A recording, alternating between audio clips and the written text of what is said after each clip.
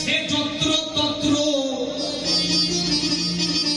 দেখা না একবার জ্ঞানের নয়ন মেলে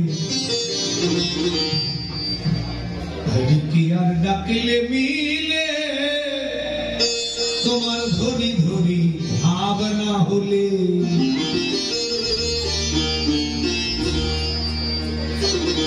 গুরু শ্যাম কিশোর কয় ভগবান ধরবি যদি